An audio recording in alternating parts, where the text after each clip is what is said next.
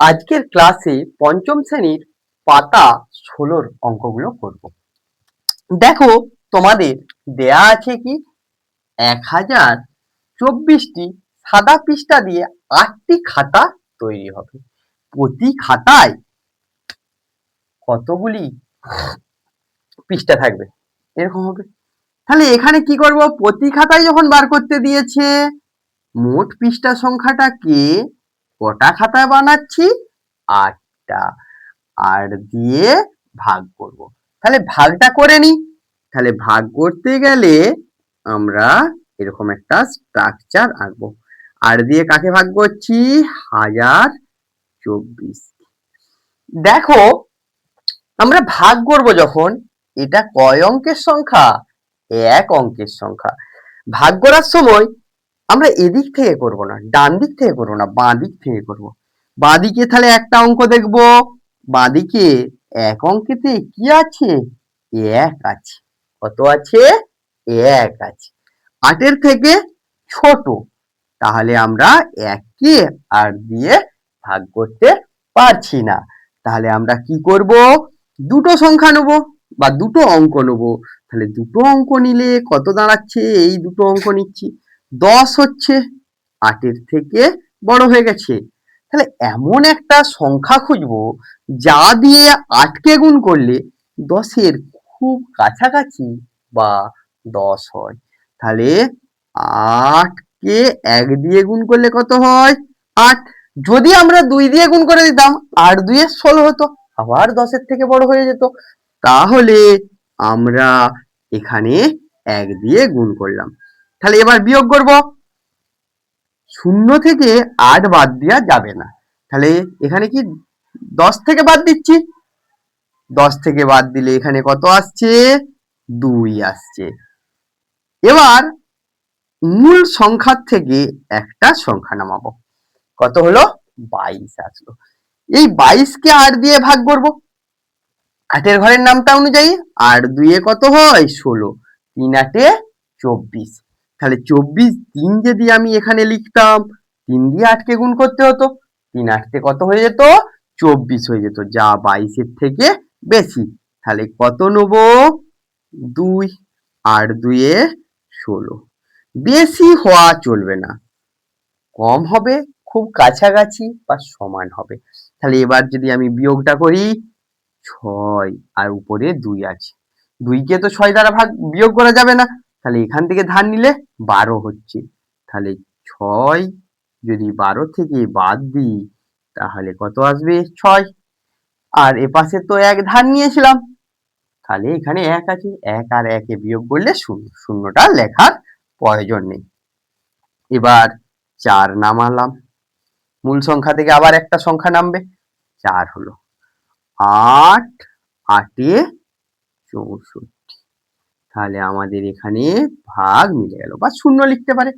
তাহলে আমাদের ভাগফল কত হয়েছে 128।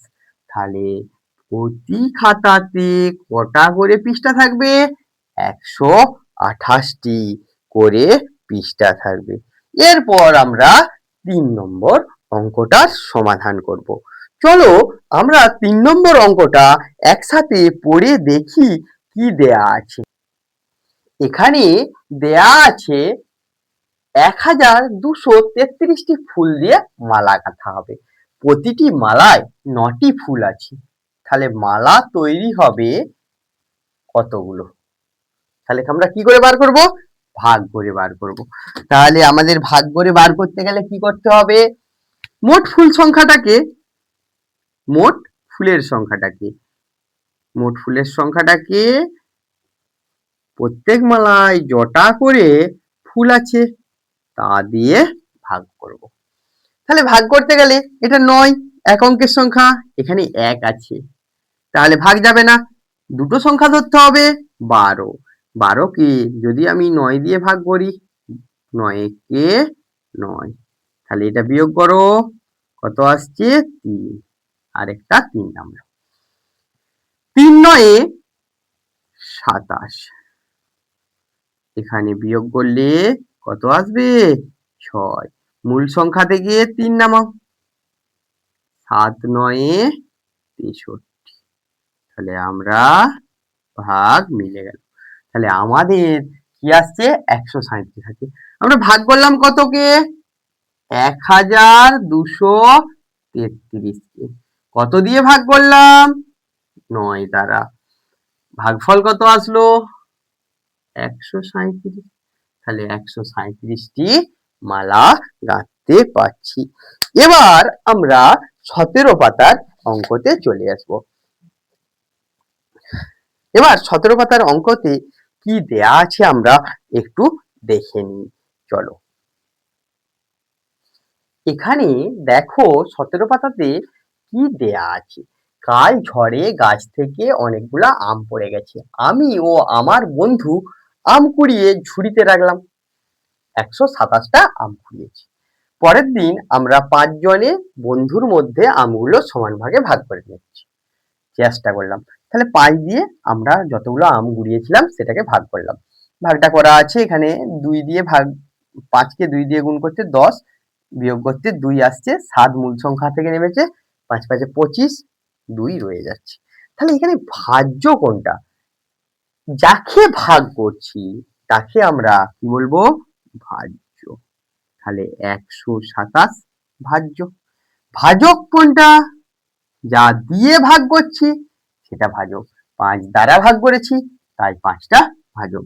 তাহলে ভাগফল কত 25, যেটা ভাগ করার পর আসছে সেটা 25। কিন্তু আমাদের রয়ে গেছে কোনটা 2, দুটা। তাহলে ভাগশেষ কোনটা হয়ে যাবে 2টা।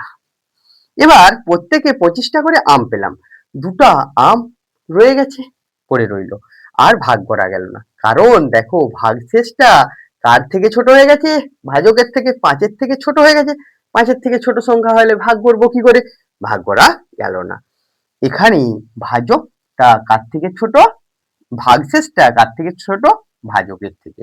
তাহলে আবার মোট আম সমান 27 সমান 25 কে 5 দিয়ে গুণ করলাম, তার সাথে 2 যোগ করে ফেলো, দেখো 127 আসছে। তাহলে এখানে ভাজ্য সমান কি হবে,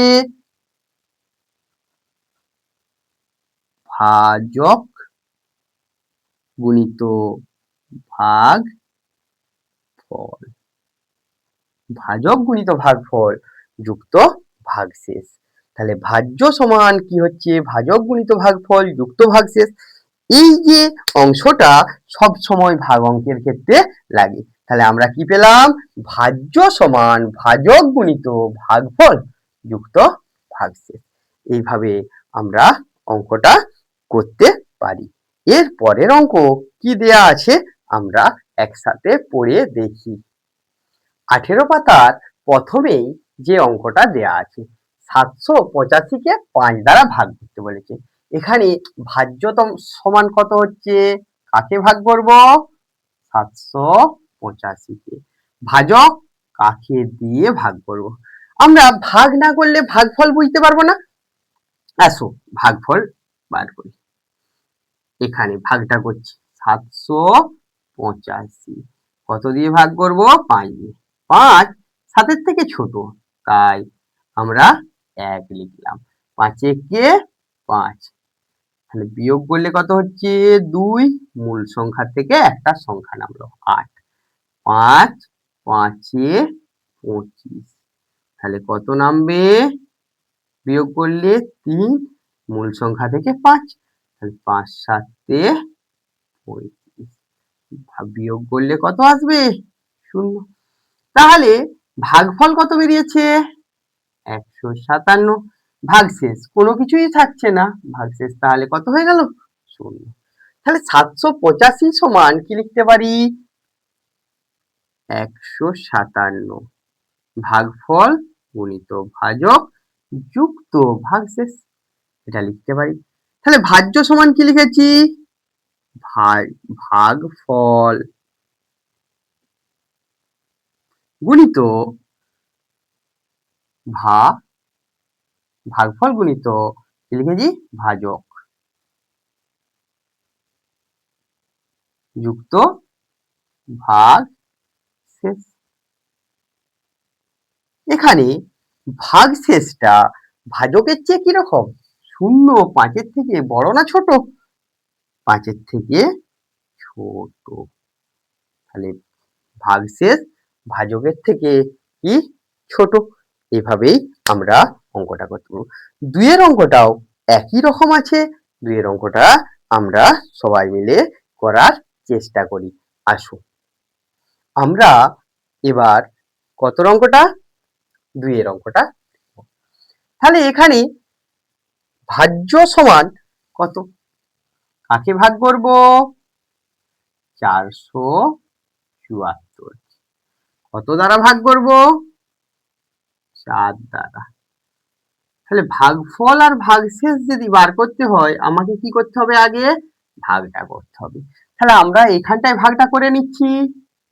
474 কত দ্বারা ভাগ করব? 4 দ্বারা। 1 4 একে 4 বিয়োগ করো, বিয়োগফল 0। তাহলে 7 নামলো। 4 একে 4 4 দিয়ে 8 হয়ে যাবে, এর থেকে বড়। 4 3 আর 4। এবার আমরা যদি 8 খাওয়াই 32, এখানে কত আসছে? তাহলে ভাগফল কত হলো? 118। 118 ভাগশেষ কত রইল? 2। তাহলে 474 ভাজ্য সমান ভাজক গুণিত ভাগফল যুক্ত ভাগশেষ আসলো। তাহলে ভাজক ভাগশেষের চেয়ে কি এটা 2-এর থেকে কি বড়।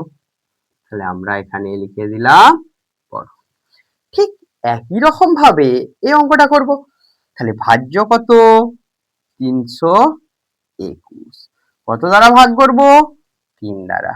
তাহলে 3 দিয়ে যদি ভাগ করি আমাদের কত আসবে? 3 দ্বারা কাকে ভাগ করছি? 321। 3 2 1 1 নাও 3 বিয়োগ করো, থাকছে না 2। দেখো 2টা 3-এর থেকে কি ছোট। তাহলে আমি যদি এখানে 0 নিই তাহলে কি নামবে? 1 3 7 21। তাহলে দুটো মূল সংখ্যার থেকে দুটো সংখ্যা নামালে কি লিখতে হয়? 0। তাহলে আমার এখানে কি হয়েছে? ভাগটা মিলে গেছে, ভাগশেষ নেই, 0। তাহলে ভাগফল কত হয়েছে? ভাগশেষ 0। তাহলে ভাজক 321 সমান কত হচ্ছে? ভাজক গুণিত ভাগফল যুক্ত ভাগশেষ। এখানে ভাজকটা ভাগশেষের চেয়ে কি হয়েছে? বড় হয়ে গেছে। কিভাবে আমরা ভাগ অঙ্কগুলো করব। তোমাদের গণিত পাঠশালার ক্লাস যদি ভালো লেগে থাকে তাহলে গণিত পাঠশালার ফেসবুক পেজে গিয়ে ফলো করো, লাইক করো, কমেন্ট করো ও বন্ধুদের মধ্যে শেয়ার করো। এবং গণিত পাঠশালার ইউটিউব চ্যানেল গণিত পাঠশালায় সাবস্ক্রাইব করো ও পাশের বেল আইকনটি প্রেস করো। Thank you.